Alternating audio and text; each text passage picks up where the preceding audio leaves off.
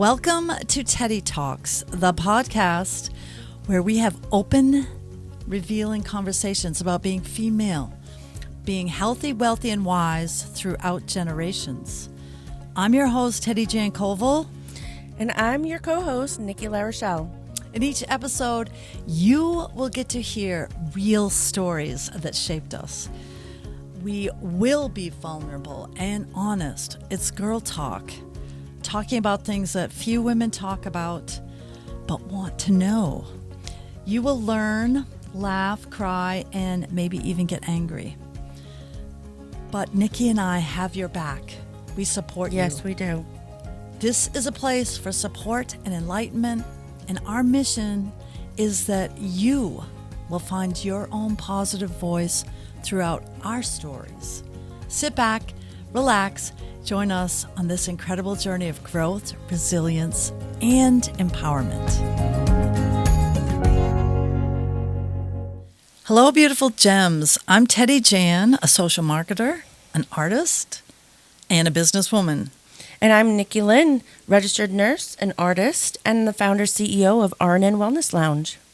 So today, we are going to continue the discussion that we ended with last time. It was centered around our self-talk, the monster within, and today we're going to discuss it even further, but we thought we would start out with Jamie Kern Lima's book, Worthy. Now, Jamie Kern Lima was actually the CEO and president, the founder of a cosmetics company. It Cosmetics. And I'm wearing it right now. Okay, there you go. I love It Cosmetics. It's exactly what she says it is. And that's what I love about her. And that's what I love about her story is that she was her authentic self despite the negativity around her. That despite what people said about her, despite them telling her that she wouldn't make it in the market, she was her authentic self because she knew and she believed in the product that she had. So I really, really love that story about her. And her first book, Believe, is one of the things that have really empowered me as I started my own business, just listening to her stories and about being outside of the market, standards. Well, many people had told her, look, there's a zillion cosmetic companies. You're never going to make it, and how she ended up persevering was that she had an ailment that she corrected and found relief for, and she thought, I can't be the only woman that has pink blotches on my face. Right. I mean, basically to get it down to the nitty gritty, and she went on to just briefly, we'll say that she went on to the shopping network and started from there, and people started buying off the show, and there was lots of high marks that they had required her to make, and she got them. Right. And no one else had ever done it. And she did it. She had so many no's, and she kept going because she believed in what she was doing. And one of the things that is so beautiful about her story is in the Home Shopping Network, she said, I'm going to basically show my naked face, the issue that I have, and, wipe off the makeup. And the industry was like, you can't do that. Like you have to look perfect, and you have to sell this way. And this is how only beautiful faces sell products. Only beautiful faces sell product. And she said, no, that's not what I want to do. So she wiped her face off and her makeup off to show what it was, the need that she had, that it would help others. And by doing that, she brought an authenticity to her viewers, listeners, and she sold out. And that's what started it, is when she said, no, I hear what you are all saying. This is the standard. Everyone's told me no, but I'm going to be real and be myself and show you exactly what I have. And she had the confidence to do that. And that's one of the things that we want to talk about as we continue all these podcasts is that monster inside your head, that secret voice, that negativity that's restricting you from being your greatest self. So in the book Worthy, This is Worthy. This is her second book. there's some pieces in here that are really powerful, and if you could go ahead and read those. Right. that'd be I'll great. just because Jamie said, most of my life, this is her words, I believed if I could just accomplish that one thing, then I would finally feel enough. I thought if I became successful enough based on the world's definition of what success looks like, then I would eventually have these feelings of worthiness and love. That I wasn't capable of just feeling them on my own, that I needed to earn them and achieve them. This belief drove me to spending most of my life hiding in plain sight, feeling unworthy.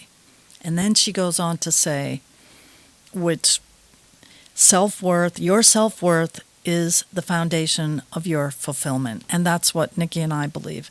And without it, you never truly feel fulfilled. And then she says self-worth is the internal, deep-rooted belief that you are enough and worthy of love and belonging just as you are. On the other hand, self-confidence, while also an internal trait, is generally linked to your assessment of how you compare to the outside world. It's the feeling of assuredness, certainty, and competence in one or more specific areas of your life. So self-worth and self-confidence, two different things, but tied together because of your own voice. tapes in your head. However they started, and we had touched upon that last time. We can kind of stick that there. But Jamie, one thing I want to tell you about her is she was so successful that she sold her business to Revlon. And I think it was L'Oreal. Oh my gosh! I know, right? Anybody who knows? CoverGirl? Yeah, we don't know. Let me look we'll it up. have to look it up.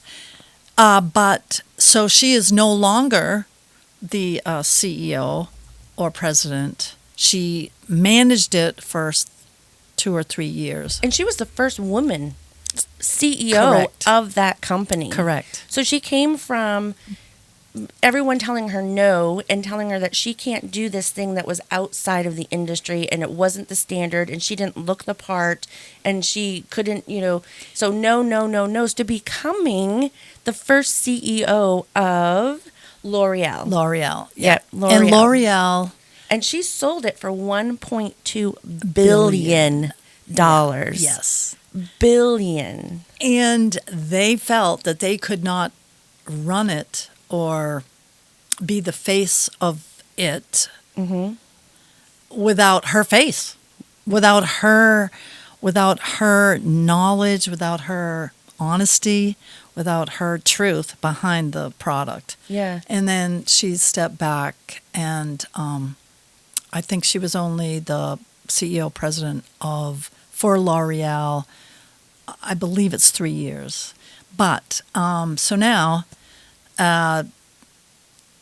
she is a personal development person, and rightly so, because she has the experience and started. And has the story. Yeah, the story is what made her believable, and well, you can't fight honesty. No, and in her Believe book, it was really. I mean, she goes through some really hard times, especially when you're starting, and you're a businesswoman, and I'm a businesswoman, and when you're starting a new business, you have something that you're very passionate about. But if you are authentic to yourself, what happens is that you get a lot of outside negativity about, and then you have a lot of inside secret monster. I call it the secret monster because nobody knows what's going on in your head. And you start comparing yourself to other people. And Well, the world compares you. and the world will compare you. Well, you do this or you do that, or you're not doing it like this, or you don't look the part. So R&N Wellness Lounge we do aesthetics. aesthetic medicine. We do the IV hydration, and we do weight loss injections. And so aesthetically, one of the things, and I'll just bring this up quickly, aesthetically, I don't fit the mold as, that. What do you mean? You personally? Personally, that perfect, skinny, stilettos, high elite people. And so when I was actually looking to see about, because I wanted to help people empower themselves no matter what that looked like. And sometimes that's, boosting their image. So when I reached out to some of the people in the industry, they snubbed me.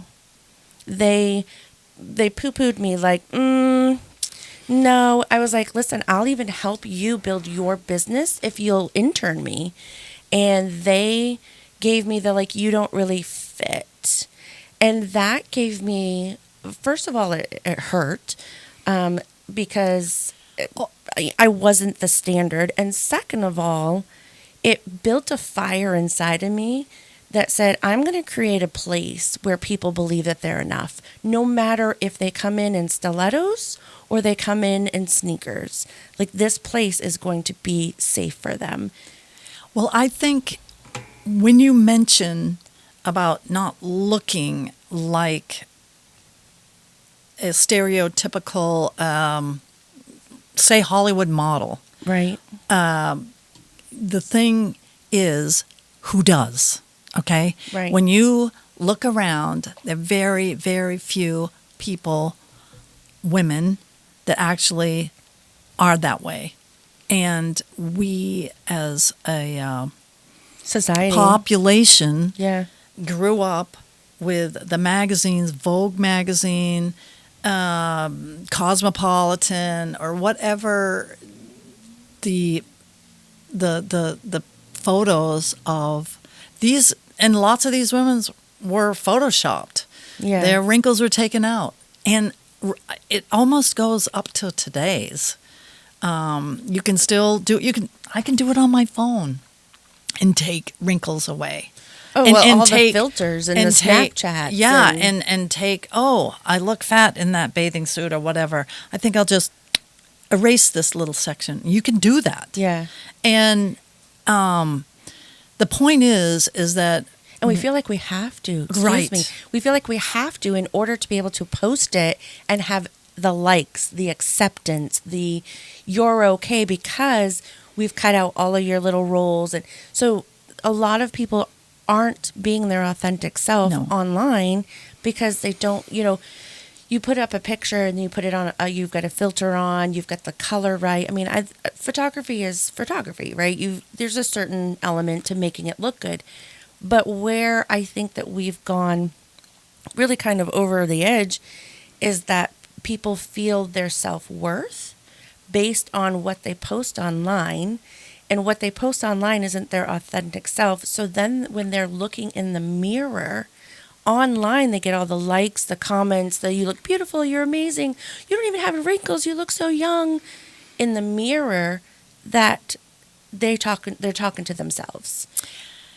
And it's not the same talk. No, which just brings up a point.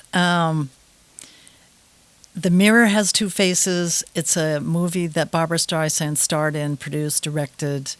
It's about a woman gaining self-confidence. I think it was filmed in 1995, but it's all about a woman getting her self-confidence because she transformed inside, which made her then, because she felt more beautiful on the inside, she looked more beautiful. Mm-hmm. Yeah. I mean, she started doing her hair different, but honestly, that internal voice, then you feel it like you could do anything. I can look like a movie star. I can look beautiful. People will love me or whatever. But you have to, Jeff Bridges is in it, and, they're both professors at Columbia, kind of nerdy kind of people. But then it's an excellent movie to watch. Just, about this subject. But the point is that how did you and how do the common person, the common woman, the everyday woman get the confidence and the worth?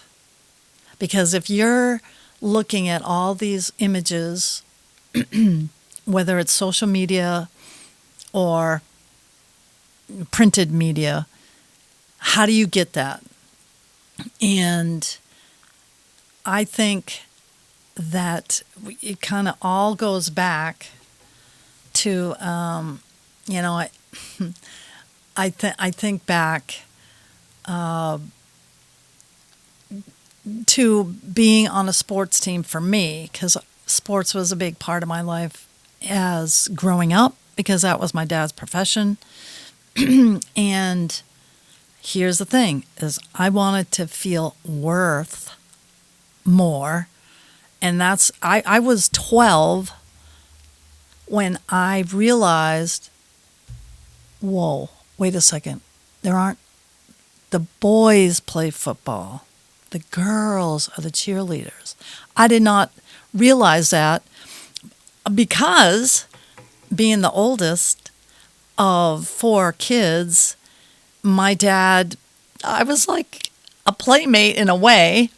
He taught me how to throw a football. Wait, a playmate like a bunny playmate? Or Oh, no. Let's Please. clarify this. No, What kind of playmate? We're not that kind. Yeah. No, he was. We are talking about self-image here. Yeah. No. So. But like a playmate, like to play with, actually, like in a game. Like, hey, let's go play ball. I'm a football coach, and and we touched on this last time. We got football. My sister and I got football helmets one Christmas. But so I remember in Orono playing on the lawn, which is now the family dog's outside eating area. Yeah. We lived there. It was a big, beautiful lawn. We're playing touch football. I am 4th grade. And, with Dad, it was tackle. So he tackled me, and there was dog poop. Oh, no. Dog poop that I fell in. Oh, no. And I started to cry. And he said, "Don't cry like a girl." I'll never forget this. And I stopped, of course, and I'm like, well, wait a minute. I am a girl. Right. Don't cry like a girl. Well, I'll tell you what. I did not cry after that. Not ever. Not even during childbirth. And for all you guys out there that might be listening, that is probably the most pain you could ever feel in your whole self. We can talk another time about it, but that. What if you wanted to cry as a girl? Like, what? Well, I mean, listen, I was taught, no, don't cry like a girl. I'm like, oh. And so probably my brothers, I have 2 younger brothers. They were really little then. In fact, one wasn't even born. So I don't believe they even heard that then. But you know what? My dad probably somehow transmitted that along. So what happens now when you're feeling emotion? What happens when you're feeling that inner, because emotion is part of human nature. Right. Like we have to have these influxes. You can't enjoy the sunshine if you haven't experienced the rain. So right. You have to have these influxes in humanity. So when you cry or when you feel like you want to cry, even to today, what do you say to yourself inside? Do you allow yourself to cry? Now I do, right. Okay. I do. But it's taken me 68 years to figure that out. But you thought that there was something wrong with you because your father said don't cry like a girl. So you, in your people pleasing, trying to please your father, trying not to be a disappointment, or you stifled or held all that emotion in and became very tough. Correct. I was tough, and that's why, the story is like, okay, well, I'm going to play sports. Although there was always this little voice inside me that said, girls just can't do certain things. Right. And I felt that. And it wasn't until, well, I got, played on a sports team, of course, and then fast forward to my career as an air traffic controller. You have to be stoic Mm-hmm. and in control Mm-hmm. all the time, which helped me that way. Right. So, but I always felt that it's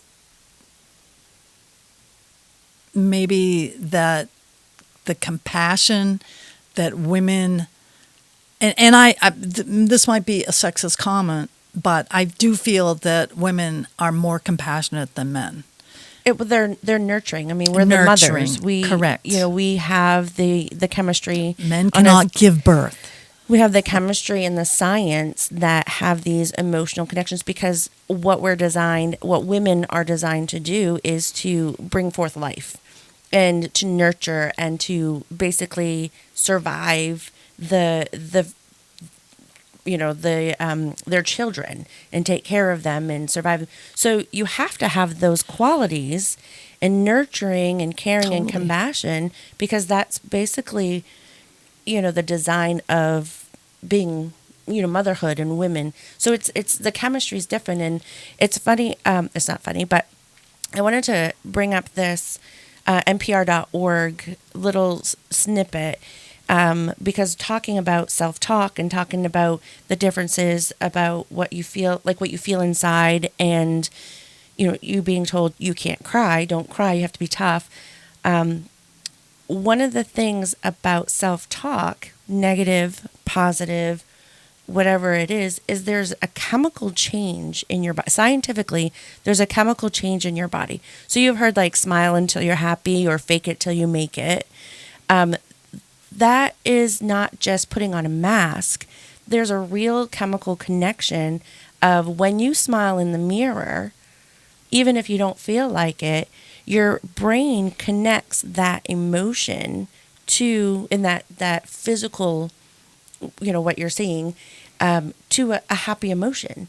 So the psychologist Ethan Cross, the University of Michigan, led a work study, the pronouns, the things that people say to themselves silently inside their head. Mm-hmm. And what we find, Cross said, is that a subtle linguistic shifting from I to your own name, can have really powerful self-regulatory effects. So in other words, it changes the way you feel and behave. Cross had this idea when he was driving the car, did something not smart. He said, like running a red light. And he immediately said to myself, Ethan, you idiot, he recalls.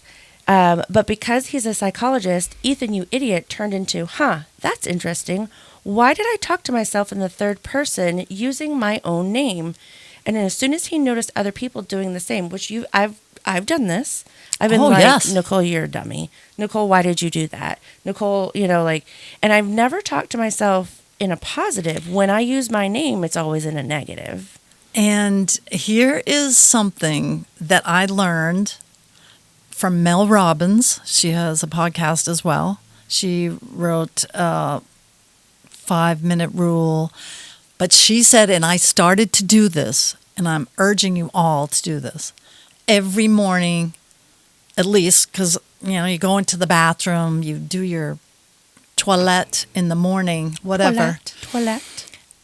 Put your hand on the mirror, or close to it, whatever, and say, for me, Teddy, I love you. Yes. Say that. Yes. And I do it. And I'll tell you, it feels so weird to do it.